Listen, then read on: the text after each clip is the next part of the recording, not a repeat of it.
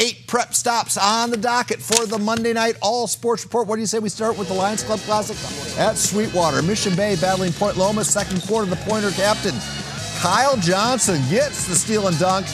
He also gets a technical foul for hanging on the rim, but who cares? Third quarter, Bucks Boogie Ellis picks up the loose ball and converts on the other end. High percentage field goal. Mission Bay wins big.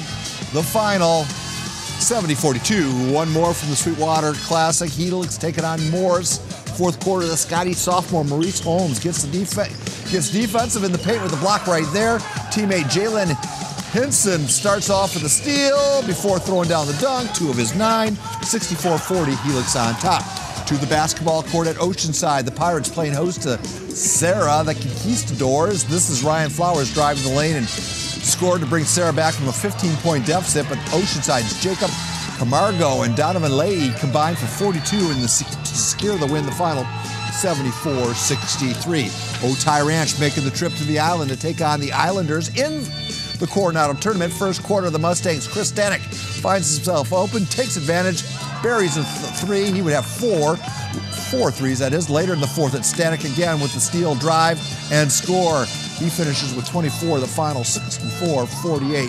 Otay Ranch on top. One more from the boys' game. From Coronado, West Hills taking on Castle Park. First quarter, the Wolfpack's Cade Rayleigh gets the steal and goes coast to coast for the easy bucket. Moments later, his teammate Cam Barry can't find the open man, so he fights his way through the defense for the layup. The final 82-20. West Hills on top. That young man finishes with 36. Girls hoops, our Wednesday pal Chris Ello on the whistle for Eastlake Otay Ranch. A lot of bad calls in that one. First quarter, the Mustangs' Midori Harvey hits the three from the corner. She leads all scorers with 17. Third quarter, the Titans' Haley Owen finds Kayla Bateman down low for 2 of her team-high 16. Then Owen snags the steal and takes it all the way. Eastlake wins 54-38. More from the island. Canyon Crest Academy taking on Francis Parker. Second quarter, the Lancers. Giselle Alota steps back behind the line for 3 of her 17, does Olota.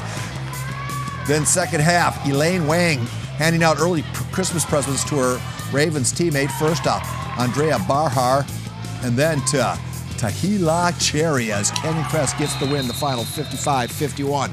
A battle of undefeated teams on the La Costa Canyon soccer pitch. The Mavericks hosting Point Loma. 19th minute, it's LCC captain Jacob Chong putting the Mavericks up by a goal, but it would be Barrett Wolf finding himself wide open. He gets the equalizer. This one ends in a tie, 2-2.